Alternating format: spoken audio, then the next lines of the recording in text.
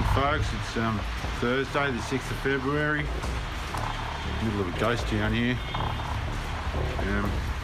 1.3 million people all hiding. It's dire here. It's very dire. There's people dropping on the footpath, literally. I can't wait to get out of here. It's terrible. A city of 11 million people in lockdown. So here I am sitting at home because after returning from Hubei province at the heart of the coronavirus outbreak, everybody's told you need to go into quarantine. You can't be exposed to others for several weeks. More than 2,000 dead, tens of thousands infected. Rising anger over how the crisis is being handled. Local officials in Wuhan did withhold information. The doctors in Wuhan who were talking about it were explicitly told to shut up. And scientists racing to find a vaccine. We just don't know how this outbreak is going to develop or how many people are ultimately going to be infected or ultimately going to die from this disease. Tonight on Four Corners, how the coronavirus outbreak sparked a global emergency. I'm absolutely fucking petrified. The police are actually knocking on doors and taking temperatures, and if people have got a temperature, they're dragging them out. You don't get a fucking say in it. You don't get an option.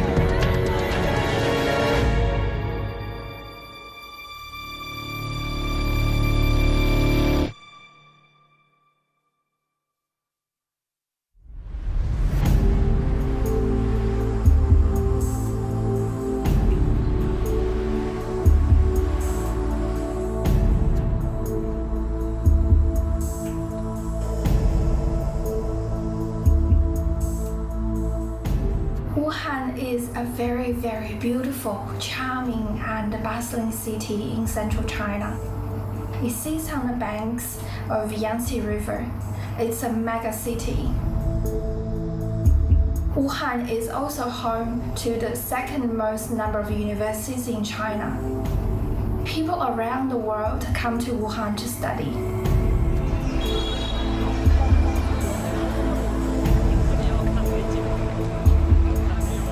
It's right in the heart of the country, geographically as well as economically. All these trains and planes are coming through there. And to have the virus outbreak start there, it's almost like if you wanted to pick the worst place for it to break out in, that would be the place you'd release it.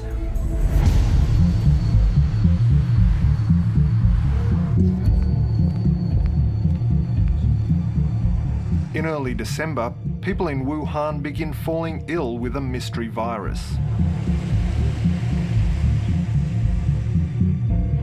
First infections in Wuhan started in early December, and I believe the first case in December the 1st. When a new infectious disease appears, it does take a little time to register and become aware that it's new. So there were people presenting with a form of pneumonia. Local doctors suspect the virus originated in the city's seafood and wildlife market. So we think the virus probably originated from bats because that's what the genetic data tell us, but often there's an intermediary animal host. In this case, they think pangolins might be implicated, which are a mammal, and that intermediary animal host might have been at the markets.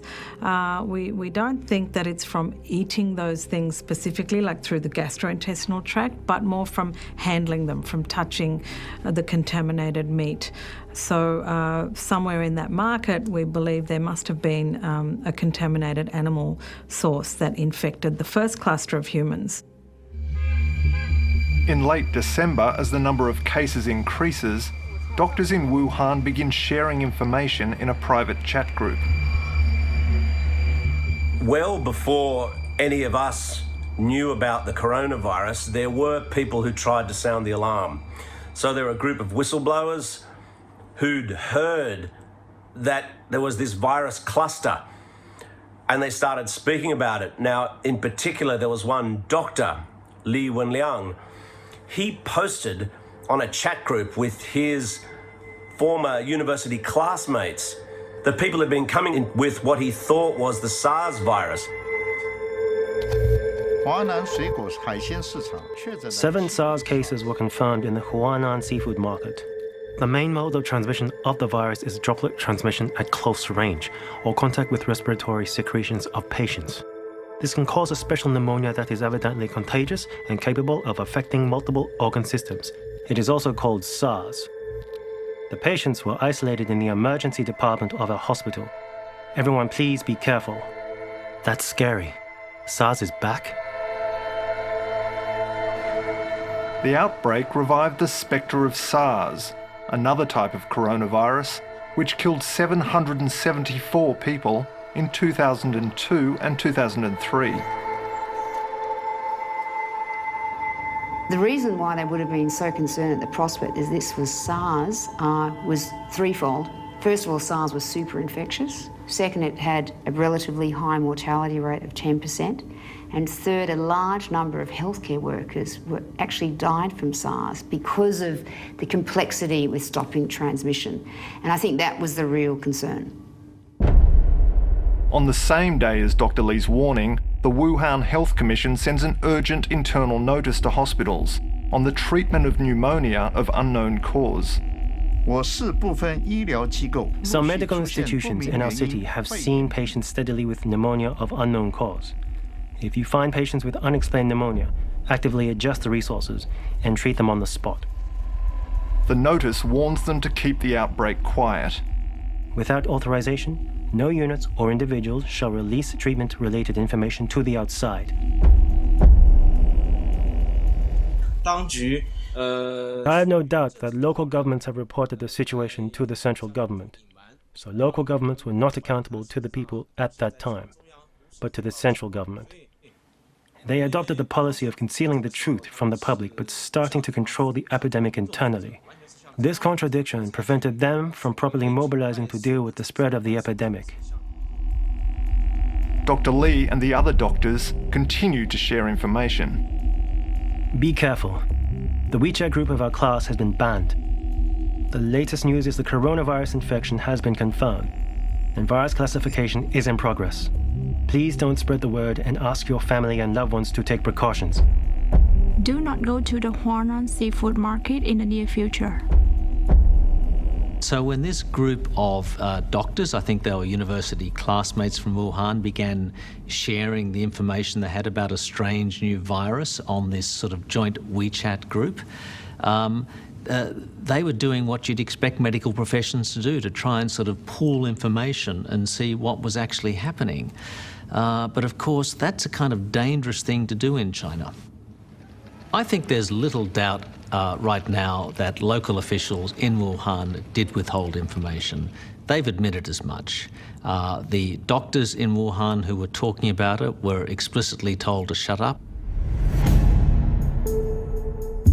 Dr. Lee and his colleagues are hauled in for questioning by Wuhan police.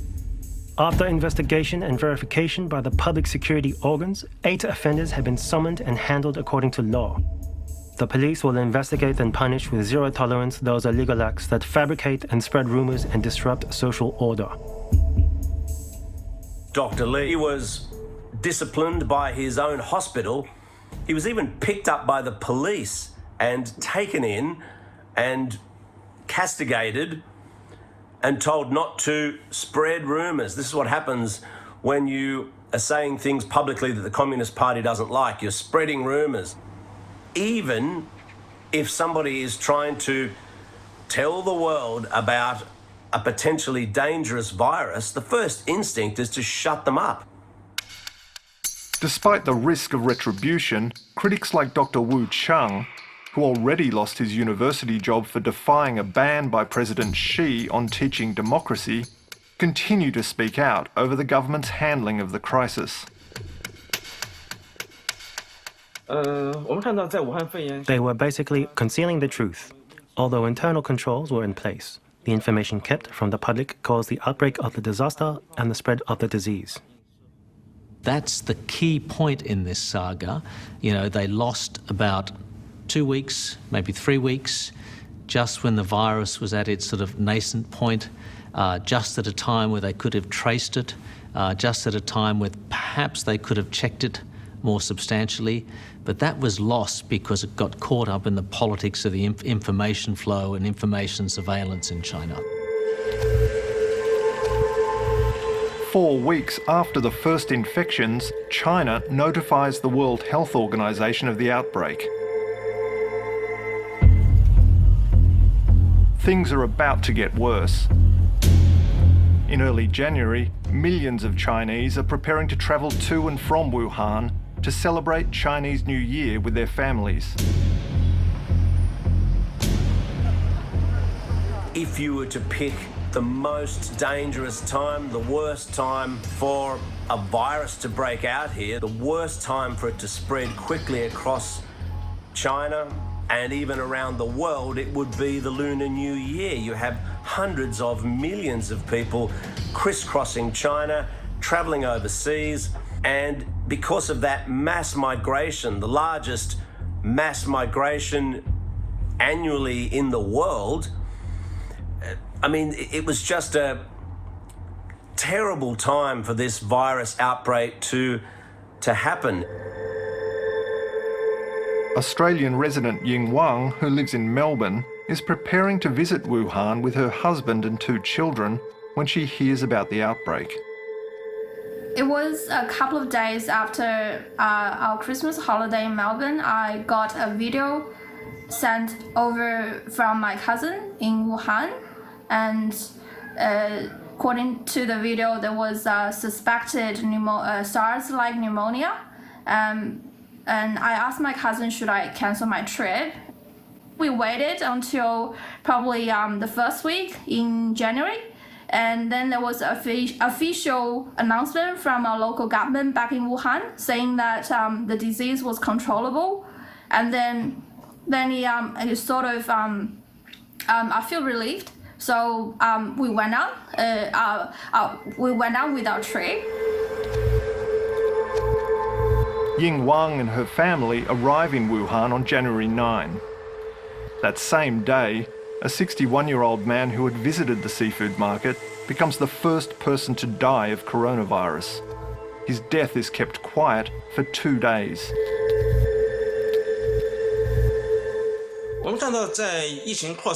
During the most crucial time of the spread of disease in early Jan, Wuhan and Hubei were holding annual political meetings. As a result, the first death, which occurred on January 9, was not announced until January 11. After January 11, the data on deaths and confirmed cases plateaued and the numbers had not changed at all. I believe that the local authorities concealed the truth from the public due to political concerns.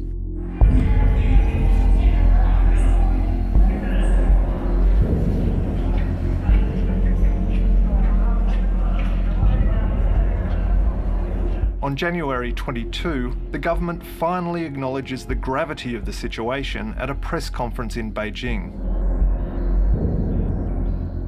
病毒存在变异的可能，疫情存在着进一步扩大的风险。当前政治春运人员流动性激增，客观上加大了疫情传播的风险和防控的难度，绝不能掉以轻心，要高度警惕。 9 people have died and 440 people are confirmed to have contracted a mysterious coronavirus as China works to stop it spreading during the Lunar New Year travel rush. It was 22nd of January. That was the turning point. It was Wednesday, and just bad news started coming in. It started with the Chinese official news saying that it's getting much worse than they expected. And then all of a sudden, I think it was the next day, 23rd, I remember, I woke up quite late, like 10 a.m. And suddenly, my dad just told me, oh, we can't go out now. We can't go out. We can't get out of our apartment.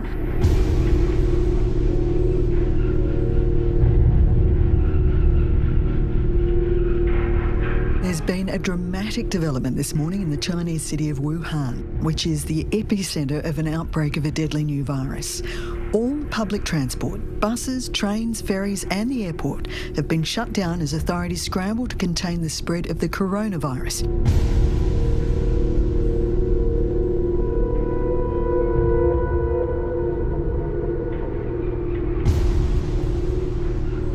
I mean, when the authorities decided to lock down that whole province of Hubei, that's like locking down the entire population of Italy and telling them you can't leave that province. It was really the moment when everybody knew, all right, this is a big problem. When Wuhan went into lockdown, I think January the 23rd, and then flights and greater lockdown measures across China, this is unprecedented in the history of modern medicine. We've never tried, we know that containment can work, but it's never really been done at this large scale.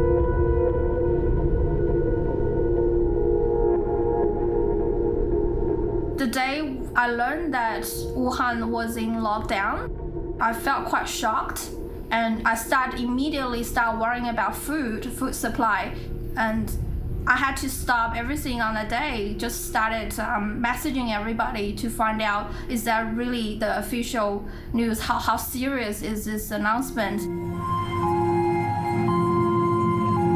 By late January, Wuhan's hospitals are struggling to cope. And medical staff are under intolerable pressure.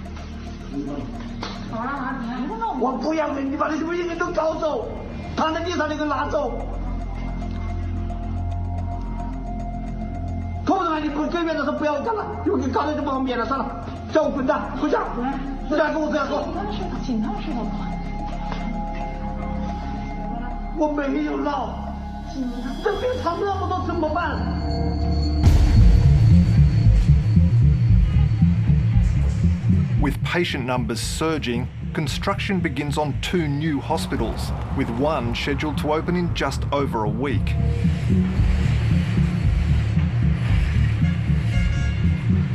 Even though Chinese authorities have effectively shut down several cities, the World Health Organization says it's not yet a global health emergency.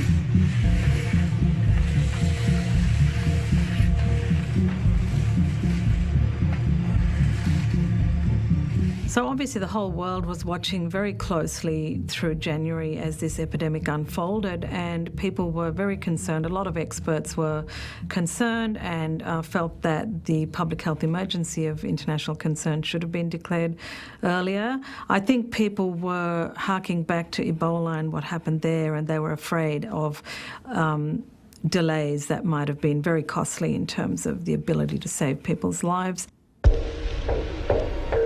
Australia's first case of coronavirus has been confirmed in Victoria as New South Wales announces it has 2 probable cases.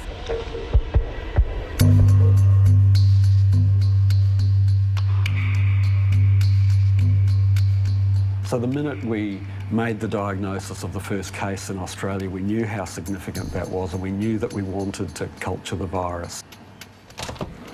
In a major breakthrough, Australian scientists become the first outside China to isolate the virus in a laboratory. It's definitely growing. It started at 30, so that's 3 logs, so 1,000 times stronger. Awesome. So it's definitely growing. So we've got it. Fantastic. Yep. CSIRO scientists begin growing the virus in their highest security laboratory, reserved for the most deadly pathogens.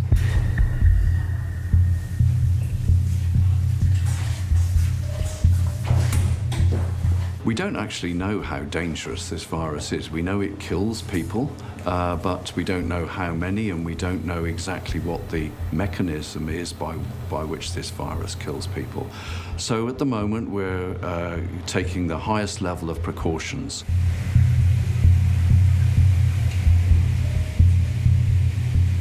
Our our staff can only usually work about 4 hours in those suits and in those conditions because it's very stressful to imagine you're actually working with such high volatile agents.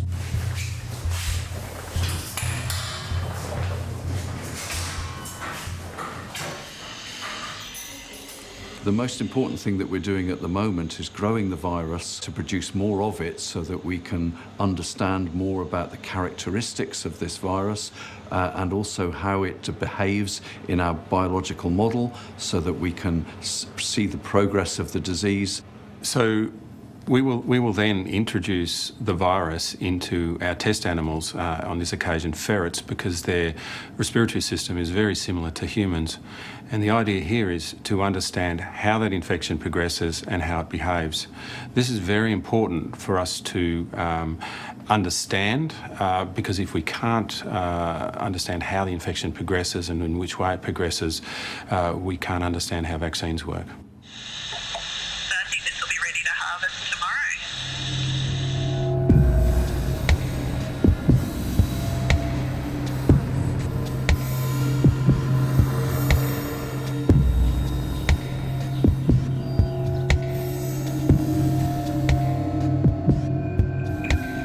In China, the escalating number of infections prompts a rare outburst of anger online against authorities. 我请问一下，他妈的，这个地球上还能找出第二个国家，是这么扯淡吗？你整个地球还能找出第二个国家、第二个政府像这个样子搞吗？现在的武汉市就他妈的跟地狱一样，看到他们倒地死亡，或者说各种情况。 那些悲剧，今天是大年初一啊，本来是一个非常高兴喜气的日子，这个时间段，但是眼下你觉得我们武汉人民或者说一个中国人能高兴得起来吗？ 在这次武汉肺炎过程当中，中国网民 It can be said that the more than 900 million Chinese citizens who are equipped with smartphones have been extremely dissatisfied with the situation of Wuhan pneumonia in the past 1 month or so. From my own observation, this level of dissatisfaction is unprecedented in the past 8 years. They have been tremendously dissatisfied with Wuhan local government's ineffectiveness in epidemic and disaster relief. The predicament the Wuhan people have been put into from the city lockdown, the paralysis of the local medical institutions, and the huge risk they have to face.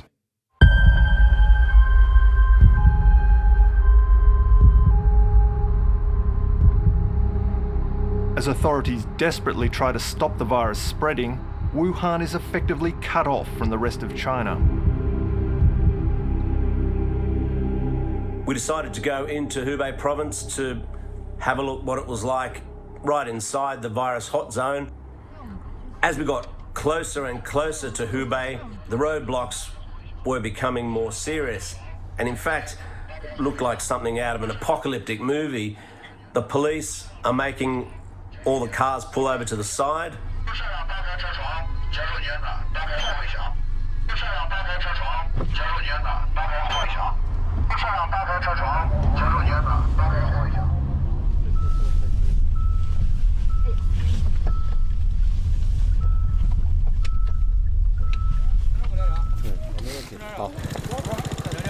So basically that's the border that way. The police have told us that we can drive in, but we can't drive out. We drove through a series of ghost towns. I mean, nobody on the streets, shops closed, the shutters were down. And this is during Spring Festival. Normally, this is a time when you'd have fireworks, families, friends gathering to have meals together, celebrating, being happy, and instead it was completely dead and in fact pretty eerie. The outbreak of the coronavirus in China has finally been declared a global health emergency after a rapid escalation in the number of infections during the past week. There are almost 8,000 cases in 18 countries, including 9 in Australia. So here I am sitting at home and reporting from where I live. That's because after returning from Hubei province at the heart of the coronavirus outbreak, everybody's told you need to go into quarantine. You can't be exposed to others for several weeks. This city, Beijing, if I look out the window, it's dead. I mean, there are hardly any people in the streets. Friends here don't want to go outdoors. That's because they're afraid of catching the coronavirus. And the same is happening all over the country, all these mega cities in China.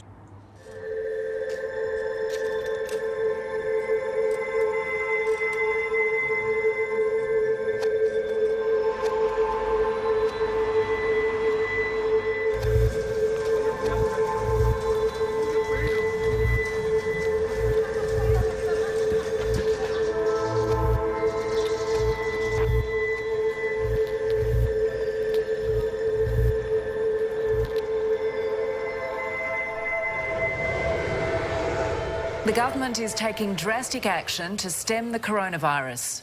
Foreign nationals coming from China are now banned from entering the country. I think from a disease control point of view, we want to continue these for as long as is feasible. There's just so many major economic consequences of the travel ban that I think at some point we'll have to make the decision to lift the bans. But if we can keep them going as long as possible, that will be beneficial from a disease control point of view. Hundreds of Australians remain trapped in Hubei province. So this is a view from my window, and it's been really good weather today, but we're not going out. And this is our central garden at level 6. So it's a bit shame that we're stuck at home. Otherwise, it could be a really good day out.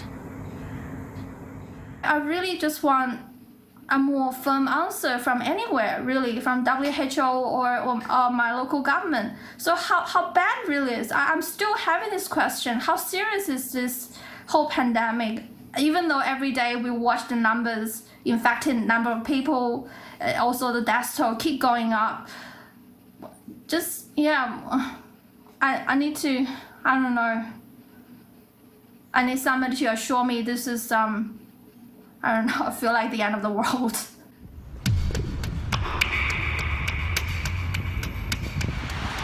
Morning, folks. It's Thursday, the 6th of February. Middle of a ghost town here. 1.3 million people all hiding. It's raining, it's a miserable day. Death tolls are like 545 today. 16,800 odd people in hospital in my district. Waiting on DFAT to give us an answer about when I can get out of here. Australian Tim McLean is stranded on the outskirts of Wuhan.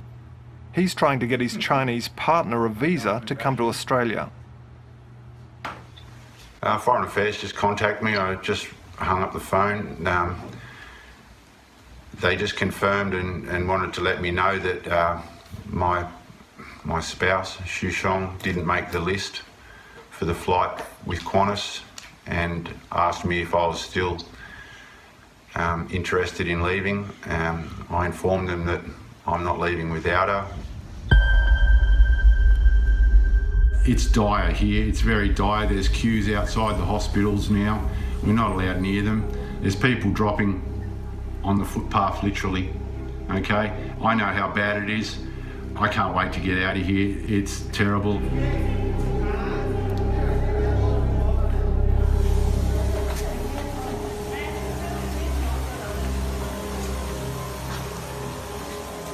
So this is them spraying right outside our front door.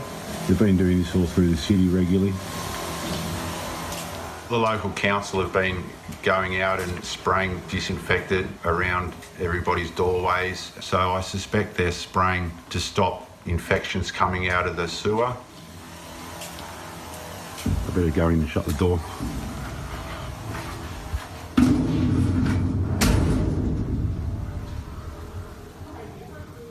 I've seen medical folks turn up 2 doors away from me, 20 metres from my front door, and take a lady away that was infected. They also took her son. The son returned home. 24 hours later, he was okay. We haven't seen or heard of the lady since. So people have been concerned about the human rights aspects of quarantine and isolation of cases, quarantine of contacts, etc., and that's been happening on a very large scale in China, but also in Australia and other countries.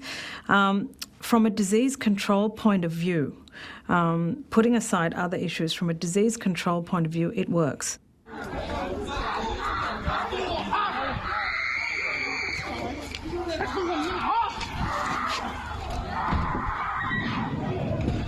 Videos emerge on social media of authorities using increasingly drastic measures.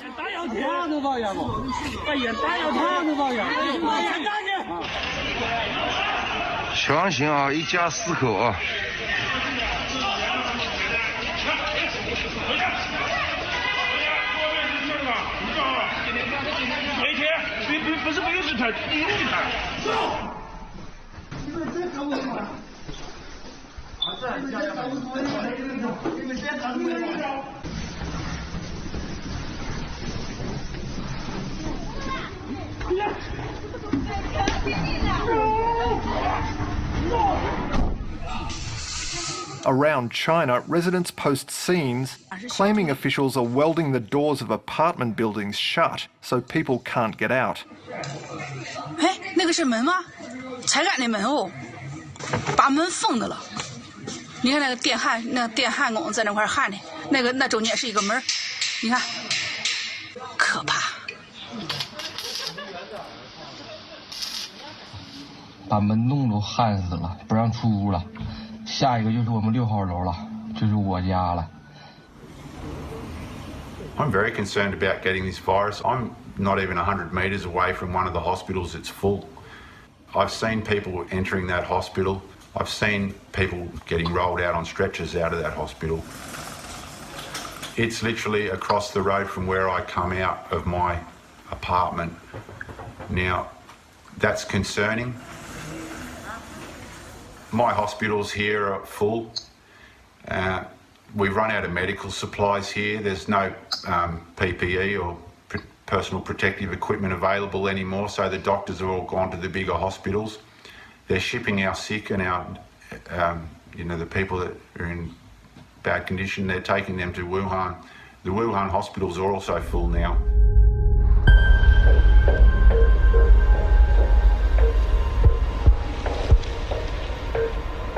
By early February, the virus is in 25 countries, with 216 cases outside China.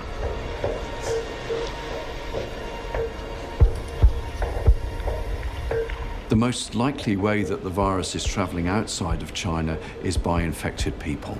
So these people, they are perhaps in the early stages of the disease and perhaps not showing very many clinical signs. So they are able to get onto planes and they're quite happy to travel. And in all innocence, they are spreading the disease as they travel. We think probably 10% or less of all infections in China are being detected at the current time. We estimate that maybe up to 50,000 new infections a day occurring in China, which is obviously much larger than the official case numbers.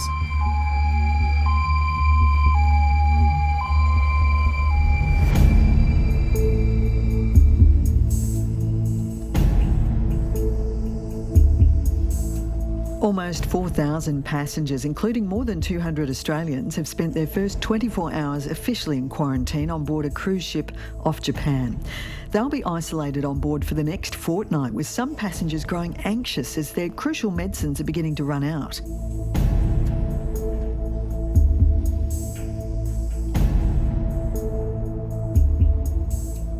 We know that cruise ships are at high risk for outbreaks. It's well documented that you get outbreaks of influenza, norovirus, gastro, and so on cruise ships. They are closed, small communities in a small space compared to, say, a country. So obviously you can get more intense transmission once an outbreak starts.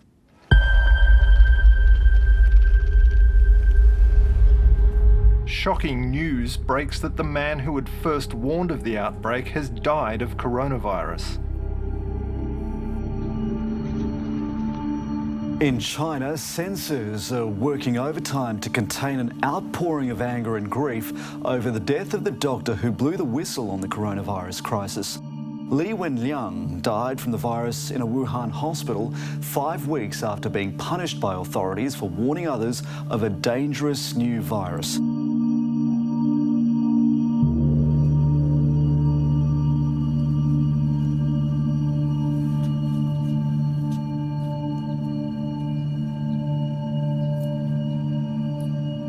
There was a huge outpouring of grief, anger, frustration on Chinese social media, and not just from so-called netizens, you know, on Chinese-style Reddit forums or something, but from the Supreme Court of China, who put out a statement saying that, you know, these doctors were heroes, they should have been allowed to do their job.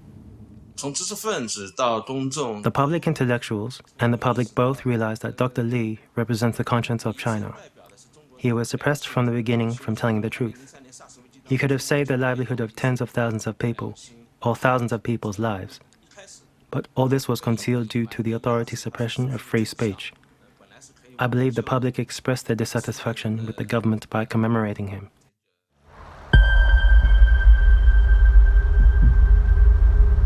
The death toll reaches a critical milestone, overtaking the numbers killed by SARS.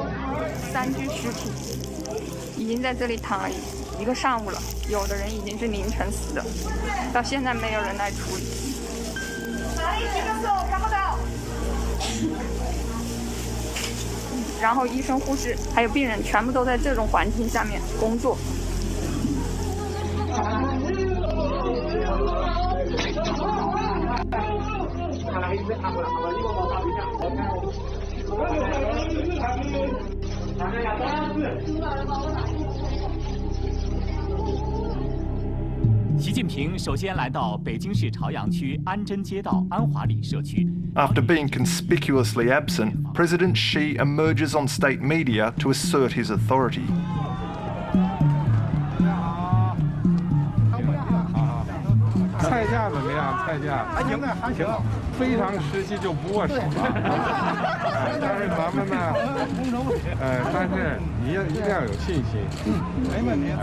Xi has really lost control of the narrative, and he's struggling to get it back. Now, if that goes on, if they don't get on top of the virus, then that can really damage Xi's image, I think, even with ordinary Chinese people, and that has potentially profound implications because 2-3 years down the track, when he's meant to be reappointed, maybe his enemies will use this against him. So the people directed this kind of dissatisfaction directly to Xi himself and Xi's style of governance, which is, I believe, the most serious threat to Xi Jinping. This is because the foundation of his power is based largely on populism, and the loss of this populist foundation will undoubtedly destabilize his position in the party. Australians still trapped in the coronavirus epicentre in China are tonight preparing for a second attempt at an evacuation flight to Darwin. There is a seat available for my partner Sean and myself on the next available flight out of Wuhan, which apparently is leaving at midnight tonight. We've got 3 or 4 hours to get to the airport. They've sent us all our passes, etc., so we can get through the checkpoints. It's all confirmed. We've got the emails, we've got the thumbs up, so we're out of here. We're heading home. Can't wait, and super excited. Today is our last day in Wuhan. It's been pretty long journey, really. In the past 2 weeks, more than 2 weeks. We've been house quarantined for more than 2 weeks. So tomorrow we're going to get out and go to the airport and come back to Australia. So it's still unreal for me.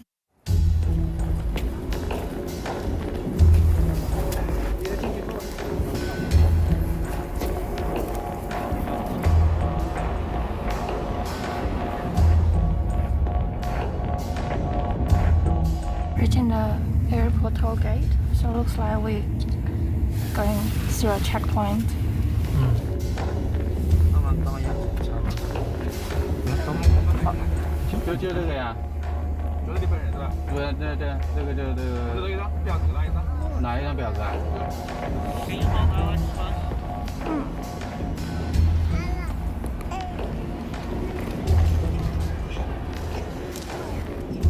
It's 2:30, kids are not asleep.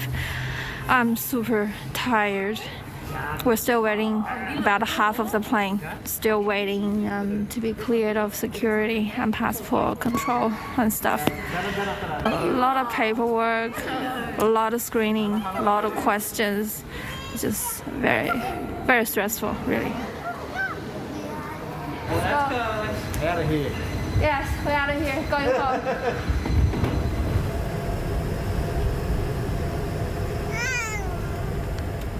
Tim McLean isn't on the flight. Quarantine restrictions mean he hasn't been able to get any transport to the airport, so he's still stuck in Hubei province. I'm absolutely fucking petrified now. 1,300 odd people are dead here. The police are actually knocking on doors and taking temperatures, and if people have got a temperature, they're dragging them out, mate. You don't get a fucking say in it. You don't get an option. You get taken away and put with a bunch of other sick people. Not only are we in quarantine, but it's beyond quarantine now. I don't even know what to call it. It's quite terrifying knowing that people can knock on your door here and just drag you out for no reason at all because you've got a temperature.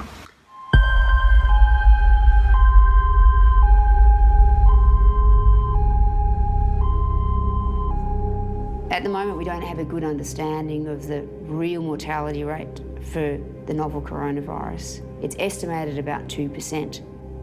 So if the mortality rate's 2%, if it's 1%, even if it's 0.5%, and 300 million people get infected, that's a lot of people that could potentially die.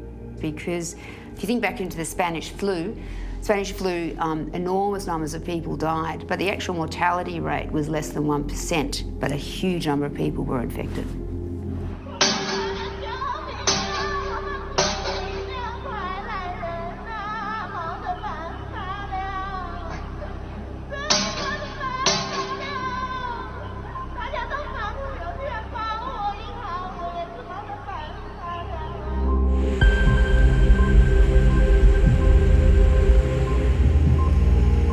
The World Health Organization is this morning warning the coronavirus could pose a greater global threat than terrorism.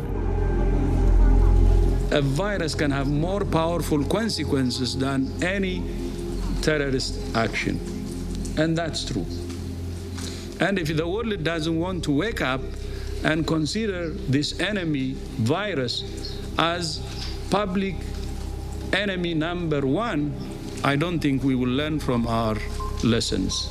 We just don't know how this outbreak is going to develop, or how many people are ultimately going to be infected or ultimately going to die from this disease.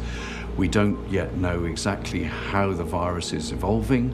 We don't know how many people are actually infected that are not revealed to be infected, and we don't know how many people are dying that are misdiagnosed as dying from other disease. So this is a real problem for us to be able to make any real prediction or to model the spread of this disease.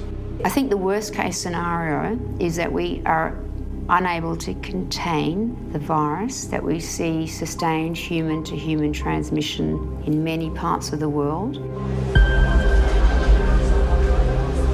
The World Health Organization says the window of opportunity to contain the coronavirus outbreak is narrowing.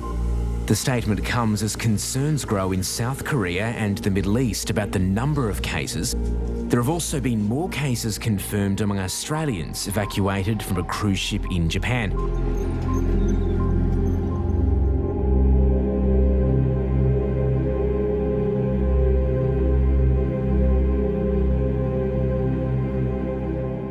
So I really don't know what the near future is going to bring. We've got no information about how long we're going to be in here. There's no indication whatsoever. I've got sick people living next door to me. I've got sick people above me. I've got sick people across the lane from me. Some of those people have got chains on their doors so people can't access them because they're ill. I'm hiding from a virus that you can't see and a government that you don't want to muck around with.